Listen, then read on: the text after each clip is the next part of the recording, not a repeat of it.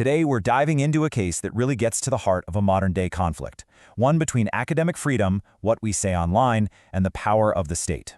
This is the story of Dr. Chen Jingyuan, a scholar whose own curiosity ended up putting him on trial. And to really get what's going on here, you have to understand the man at the center of it all. In his own words, writing from a prison cell, Dr. Chen doesn't call himself a dissident or an activist. He calls himself a lifelong learner. His goal wasn't to overthrow anything. It was about achieving personal intellectual freedom. And that pursuit, well, it would end up costing him his actual physical freedom. So what exactly did he do to land in prison? Get this. For the simple act of sharing articles, pictures, and videos online, things millions of us do every single day, Dr. Chen was handed a 20-month prison sentence. And that outcome, right there, is exactly why we need to pay attention to this story. So yeah, that really brings us to the core question here. How on earth does something as normal as sharing stuff online get turned into a criminal conviction? And what does a case like this tell us about where the lines are being drawn around what we're allowed to think and say? To figure that out, we've got to go back to the beginning. We need to understand who Dr. Chen is and what, specifically, led to him being arrested. First off, Dr. Chen is not your typical activist. I mean, the man has a PhD in physics. His specialty is complex systems. You know, the science behind everything from weather patterns to social networks. He's done research in defense, astrophysics, even AI. Since 2019, he's just been doing his own thing as a self-described independent scholar. That is, until his arrest in late 2022. Okay, so the heart of this case really comes down to the framing. It's like the prosecution and the defense were living in two completely different realities. So on one side, you have the state's version. The charge was provoking trouble, which is a notoriously vague, catch-all charge in China often used to silence dissent. The government basically said Dr. Chen was spreading lies and stirring up trouble. But on the other side, you have Dr. Chen's argument. He said, look, I'm just doing what scholars do. I'm looking at information with a critical eye. It's my job to doubt things. Let's just break this down. First, the information itself. The court called it false and insulting. Chen said, hold on, it was a mix of things, art, opinions, articles, not just statements of fact. Then there's the issue of knowledge. The court uses PhD against him, saying, as a doctor, you should have known better. But his comeback is pretty profound. A scholar's job isn't to know everything, it's to question everything. And finally, and this is the real kicker, the question of harm. The court said he caused severe confusion. But in his appeal, Dr. Chen's side pointed out that the prosecution never once showed any proof that any actual disorder ever happened, not a shred of evidence. In the end, it didn't matter. His appeal was flat out rejected, and the 20-month sentence was upheld. And that's where the legal road ends for Dr. Chen. But for us, that's where the real analysis begins.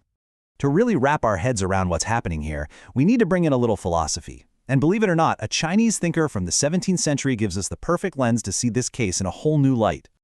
His name was Wang Fuzi.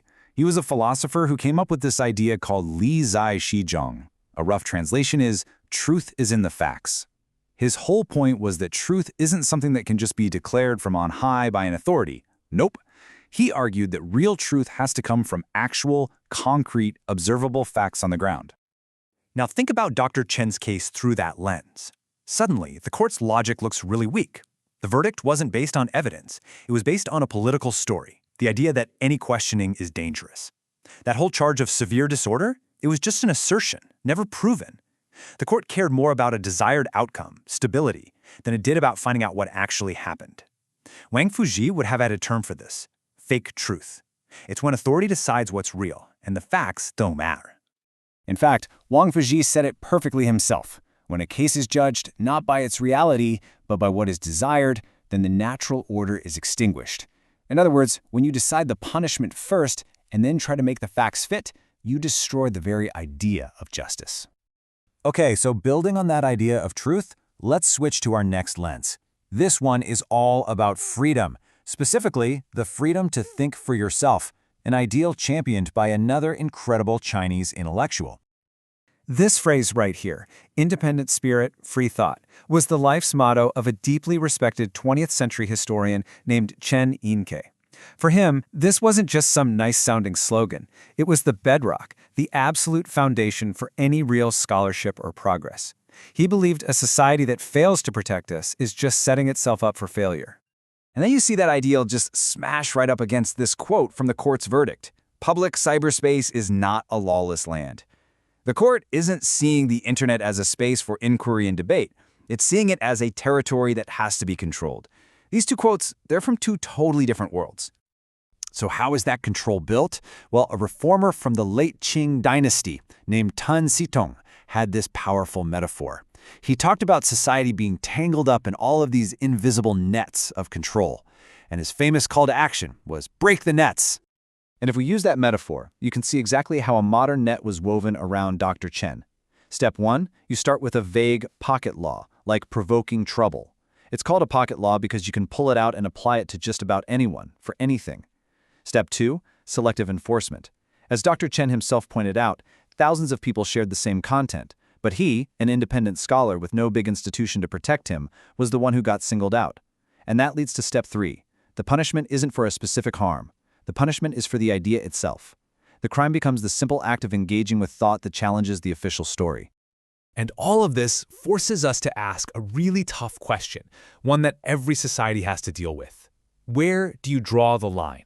Where does legitimate public safety end and just silencing ideas you don't agree with begin? You know, when you zoom out, you realize this case was never really just about one man. By putting Dr. Chen on trial, the system, in a way, put itself on trial. What this trial really exposes is a deep, fundamental conflict. It's not just a man versus the state. It's a clash between two completely different types of order, two different ideas of what authority even means. This chart, using Wang Fuji's philosophy again, kind of puts it all together. The big conflict is between what's called Dao Tong, that's moral authority, the kind that comes from reason and justice, and Zheng Tong, which is just raw political power. And look at how it plays out. For truth, it's facts versus narrative. For power, it's unchecked authority. For legitimacy, it's the state just ignoring the public. The diagnosis is pretty clear. Across the board, raw political power is crushing moral authority. So when you see it this way, the case of Dr. Chen Jingyuan stops being about one scholar and a few forwarded articles. It becomes a symptom of a much bigger problem. A system facing a crisis of its own legitimacy, where its actions are in direct conflict with the very principles it claims to uphold. And that leaves us with one final thought. Isn't it fascinating that philosophical ideas developed hundreds of years ago by thinkers like Wang Fuzi can give us such a clear and powerful way to understand a 21st century court case?